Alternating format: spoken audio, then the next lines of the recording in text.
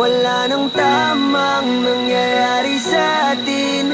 Pagod na rin akong ika'y unawain. Siguro nga tama na ang aking pasya, nalimutin ang kahapong naiwang mag-isa.